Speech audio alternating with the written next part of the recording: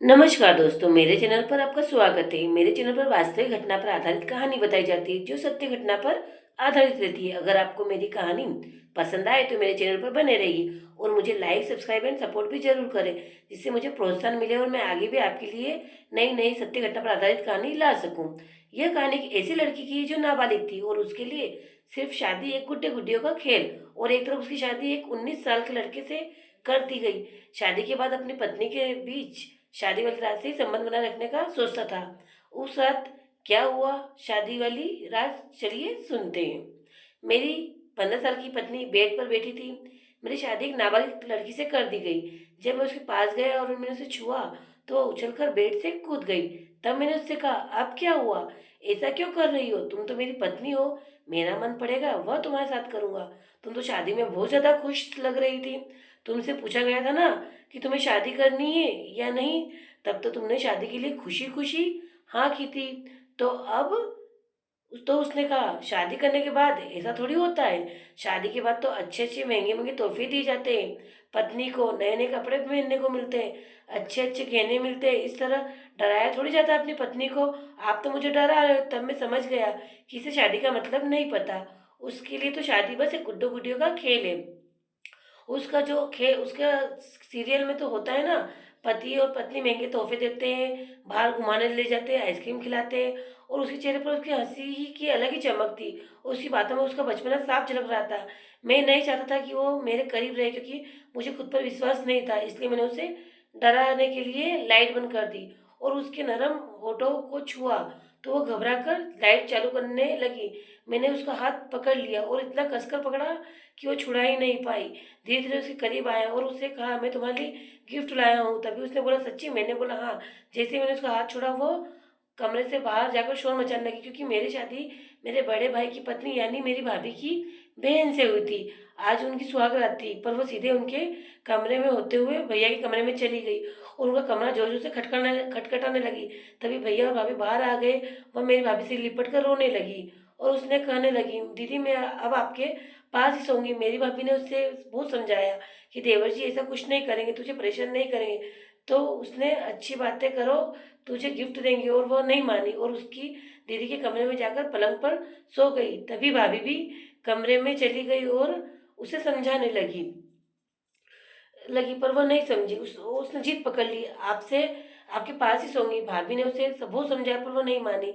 मैं खड़ा खड़ा कमरे से उसको देख रहा था, क्योंकि वह नाबालिग थी। इसलिए मैं भी नहीं चाहता था कि उसकी तरफ आकर्षित हो, क्योंकि मैं भी शादी नहीं करना चाहता था। मैं जानता था कि एक नाबालिग के साथ शादी करना गलत है, क्योंकि मैं जानता हूँ एक नाबालिग के साथ रिश्ता बनाना भी बहुत गलत था। पर मेरा मन नहीं मान रहा था। अब हम उसे इतना डरा गई गया था कि मेरे करीब ही ना आ रही थी। इसी तरह एक साल निकल चुका था। वह मुझसे दूर दूर रहती थी और आंगन में जाकर सोने लगी थी। मैं रोज उसे निहारता था। अब मुझे भी उसके लिए फीलिंग आने लगी थी, और वह 16 साल की हो चुकी थी और ज़्यादा खूबसूरत लगने लगी थी। अब मैं चाहता था कि वह मेरे करीब आए, लेकिन मेरी एक गलती की वजह से वह मुझसे दूर चली गई और अब वह मेरे करीब आने में झिझकती थी। एक दिन जब वह आंगन में सो रही थी तो मुझसे रहा नहीं गया और मैं उसके पास गया, तो वो डर कर पलंग के ऊपर बैठ गई और घबरा गई।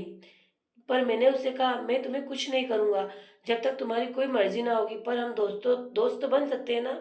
उसने भी हाँ कर दी और वह भी मेरे साथ कमरे में आ गई और उसने मुझसे कहा, लाइट बंद तो नहीं करोगे? तो मैंने कहा, हाँ नहीं करूँगा। और वह कमरे में आकर मेरे पास सो गई और मेरे पास सोकर मेरे तरफ देख कर चेहरा पलटा लिया और मेरी तरफ देखा भी नहीं। अब धीरे धीरे हम एक दूसरे को समझने लगे थे और वह भी बड़ी होती जा रही थी। अभी हमारी शादी को 2 साल हो चुके थे। वह भी मेरी तरफ आकर्षित होने लगी थी। हम रोज उससे बाहर घूमने ले जाता, ऑफिस से आते वक्त उसके लिए गजरा लाता। आप मुझे उसकी आंखों में मेरे लिए प्यार दिखने लगा था। उसका बचपना भी धीरे धीरे खत्म होता जा रहा था। एक दिन जब मैं शाम को लौटा तो वह नई साड़ी पहने और गजरा लगाकर तैयार थी। तब मैंने उससे पूछा, कहीं जाने की तैयारी है? तो शर्माते हुए ना में गर्दन हिलाकर किचन में चली गई और अंदर से आवाज लगाती है, आप हाथ मुंह धो लीजिए, मैं खाना लगाती हूँ। और उसने आज सारी मेरी पसंद का ही खाना बनाया था और खाना परोसा। फिर जब मैं कमरे में गया तो मुझे एहसास होने लगा था कि वह कुछ सब कुछ समझ गई है। और जब मैं कमरे में गया तो पूरा कमरा सजा हुआ था और उसने बोला, आप रुकिए मैं अभी आती हूँ। ऐसा कहकर वॉशरूम में चली गई। जब वो वॉशरूम से बाहर आई तो मैं उसे देखता ही रह गया, क्योंकि उसने वही गाउन पहनी थी जो मैंने उसे शादी की रात दी थी। उस जालीदार गाउन में उसका शरीर पूरी तरह से दिख रहा था और चमक रहा था। वह अलग ही लग रही थी। उसके बाल भी खुले थे और वो बहुत सुंदर लग रही थी। वह धीरे धीरे मेरे करीब आई और बोली, लाइट बंद कर दे। तो मैंने बोला, जरूर, क्यों नहीं। और उसने खुद लाइट बंद कर दी और मेरे गले लिपट कर बोली, मुझे माफ़ कर दीजिए, मैंने अपने बचपन में आपको बहुत परेशान किया। पर मैंने उससे कहा कि नहीं, गलती मेरी है। मैंने तुम्हें इतनी बुरी तरह से डरा दिया था कि तुम मेरे करीब आने से ही डर रही थी। तुम मेरे करीब ना आओ, पर मुझे क्या पता था कि इस तरह डरने से इंतज़ार इतना लंबा होगा और हम दोनों की दोस्ती प्यार में बदल गई। उसी दिन हमारी शादी पूरी हो चुकी थी और कुछ दिनों बाद उसने मुझे पिता बनने की खुशी दी। इस खुशी में पूरा परिवार बहुत खुश था। मेरी पत्नी ने पहले एक बेटी को जन्म दिया। हमारे घर में साक्षात लक्ष्मी आ चुकी थी। मेरा पूरा परिवार एक लक्ष्मी के आने से बहुत ज़्यादा खुश था और हम दोनों भी लक्ष्मी के आने से बहुत ज़्यादा खुश थे। हम हमारी बेटी के आने से बहुत खुश थे। अब हमारी बेटी 3 साल की हो चुकी थी। मेरी पत्नी दोबारा प्रेग्नेंट हुई और अब उसने बेटे को जन्म दिया। हमारा पूरा परिवार बहुत खुश था और हम दोनों का परिवार भी पूरा हो चुका था। संयम और दोस्ती के साथ हम दोनों ने अपना रिश्ता तय किया। पर रिश्ता इतना खूबसूरत बनेगा, शायद तक ना तो वो जानती थी और ना मैं जानता था कि हमारा रिश्ता इतना खूबसूरत बनेगा। नाबालिग लड़की से इसलिए शादी नहीं करना चाहता था क्योंकि नाबालिग के साथ शादी करने के बाद शारीरिक संबंध बन बाद अगर वो प्रेग्नेंट हो जाती तो शायद उसके जीवन को खतरा रहता। मैंने ऐसे कई केस देखे थे।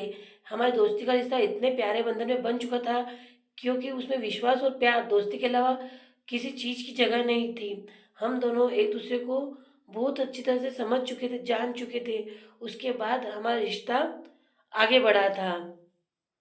मेरी पत्नी हमेशा यही कहती कि आपकी पत्नी आपके सामने होते हुए भी आपने मुझे नहीं छुआ। मैं आपकी बातों की कदर करती हूँ, आपके संयम का मान रखती हूँ। और हमेशा कहती थी कि मैं आपसे कभी भी लड़ाई नहीं करूँगी। और वो हमेशा मेरे और मेरे परिवार के साथ घुल मिलकर रहती।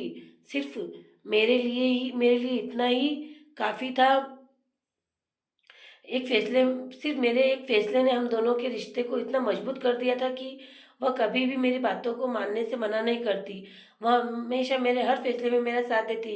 अगर मैं उस समय उसके साथ कोई गलत व्यवहार करता तो शायद हम दोनों का रिश्ता आज इतना मजबूत ना होता और वह कभी भी हम एक दूसरे को नहीं समझ पाते और आज हमारा रिश्ता इतना मजबूत ना होता। मेरा इस कहानी से सभी तक बस यही संदेश पहुंचाना है कि हमेशा एक दूसरे को समझे, एक दूसरे को मान दे। जब तक पति और पत्नी में रजामंदी ना हो, कोई भी रिश्ता आगे ना बढ़ा। पति और पत्नी की रजामंदी के बाद जो रिश्ता आगे बढ़ता है वो जिंदगी का सबसे खूबसूरत और सबसे अहम रिश्ता होता है।